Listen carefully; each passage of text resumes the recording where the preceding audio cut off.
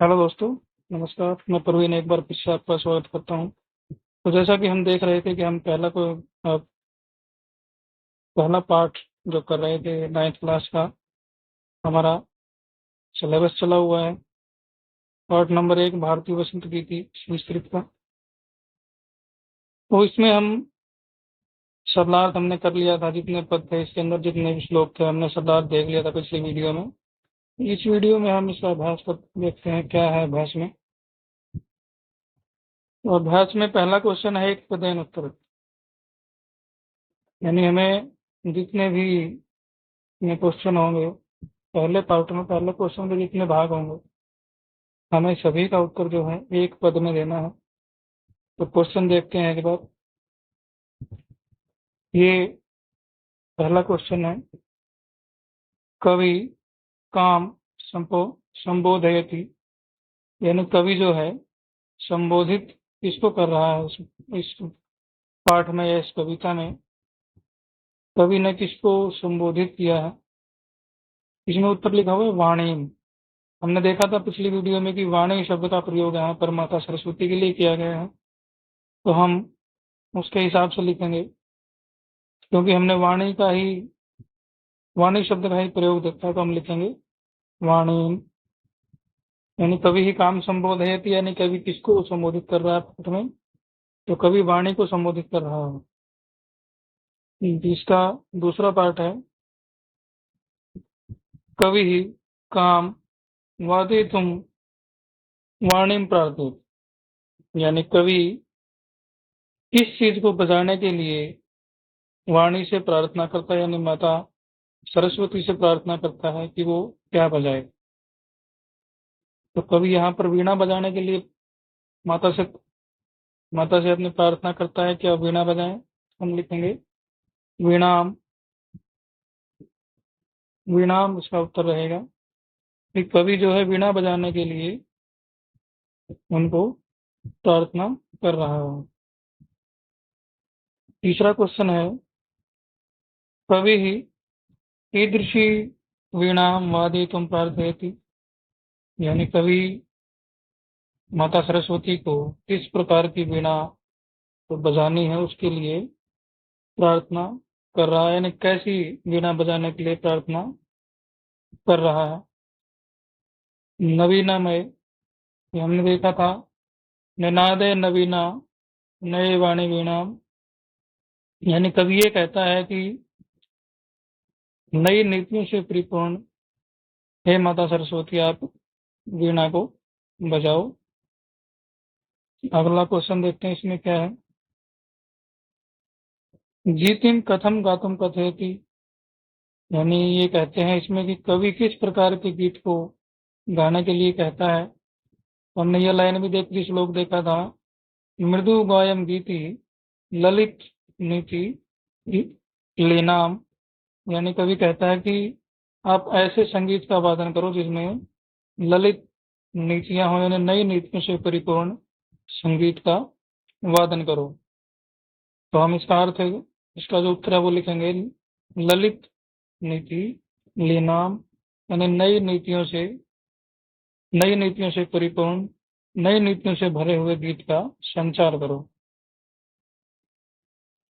आगे देखते हैं, सरसा रसाला कदा लसंती, सरसा रसाला कदा लसंती, भाई सरस जो आम के पेड़ हैं वो कब लहलहा उठते हैं।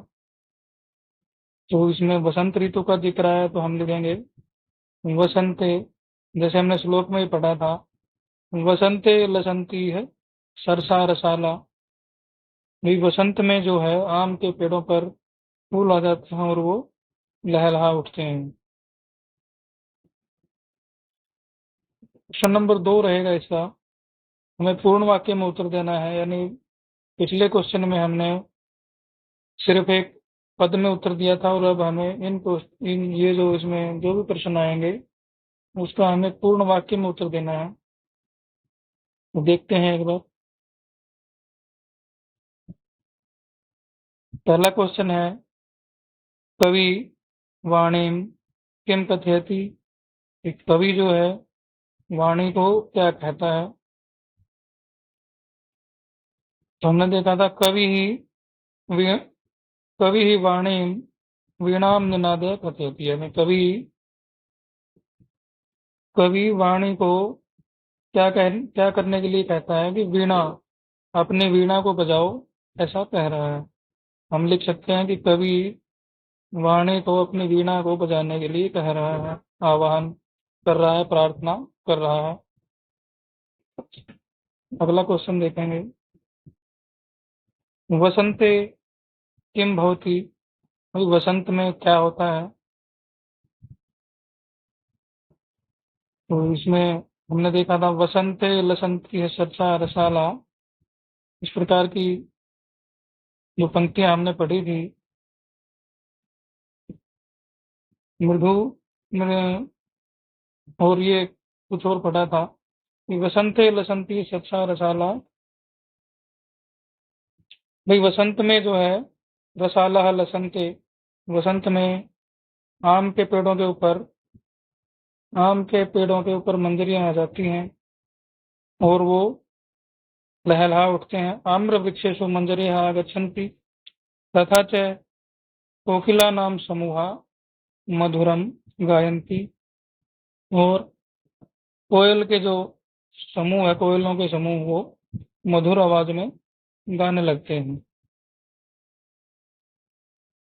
आगे देखते हैं। सलिलम तब वीणाम आकर्ण्य कथम उच्चले। कवि यहाँ पर कहता है कि जब तुम वीणा बजाओगी, माता सरस्वती से कहता है कि जब तुम वीणा बजाओगी तो जो पानी है, यमुना का पानी, वो किस प्रकार चलेगा?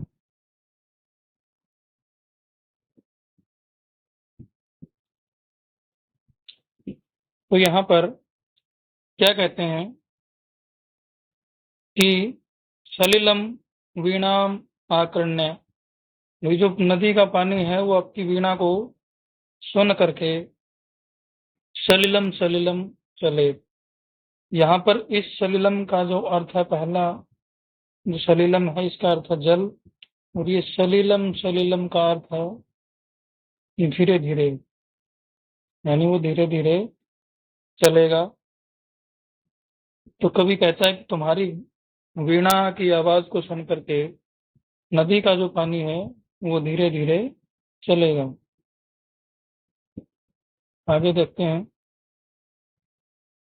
कवि कस्या तीरे मधु माधवी नाम नताम पंक्तिमालोक्य वीणाम वादयितुम भगवतीम भारतीम कथयति। ये कहते हैं कि कवि किसके किनारे के ऊपर मधु माधवी नामक लताओं की पंक्ति को देख करके, जो झुकी हुई है,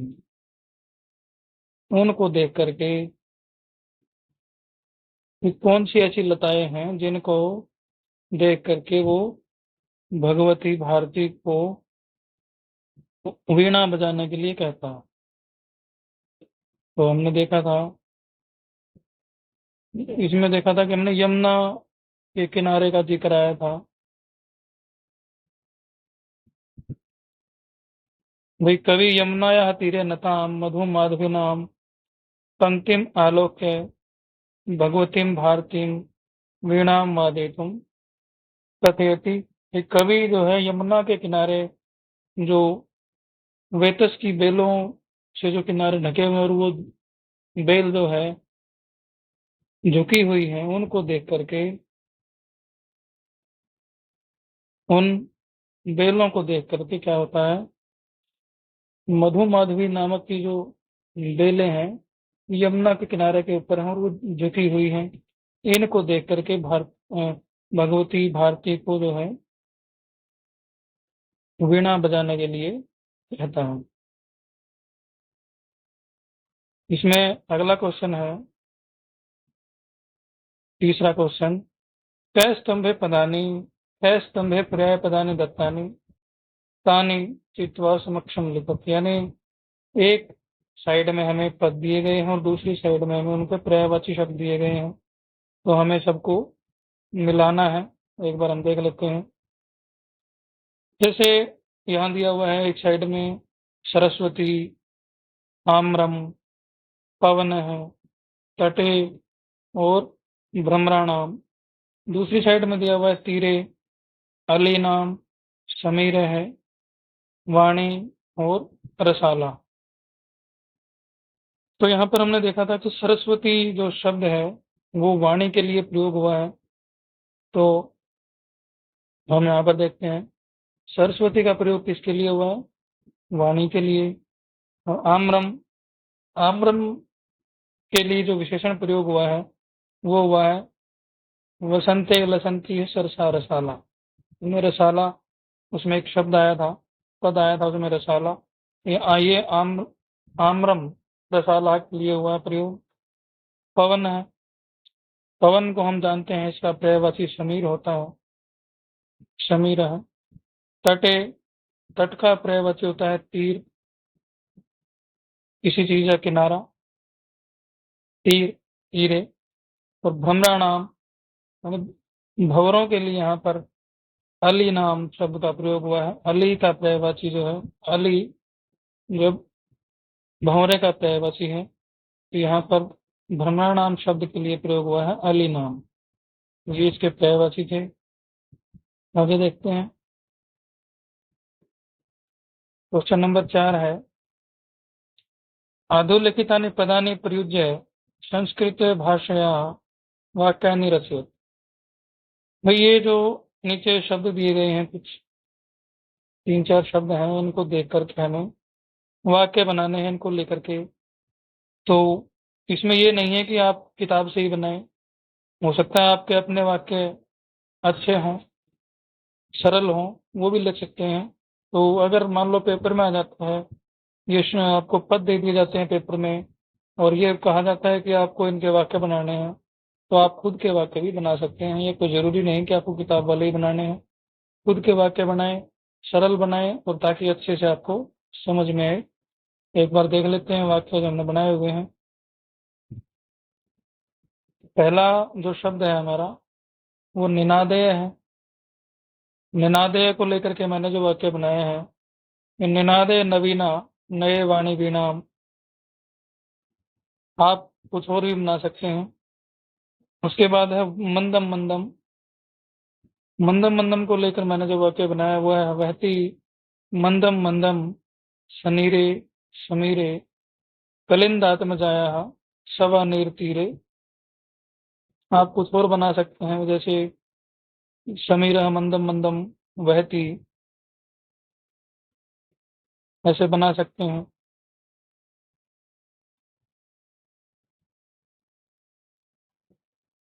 और लिख सकते हैं मारुतः मंदम मंदम वहती। जैसे मारुतः लिखा हुआ है, तो मैंने सिर्फ सिंपल वाक्य बनाया मारुतः वहती। यदि आप और बनाना चाहते हैं तो और भी बना सकते हैं, मारुतः मंदम वहती।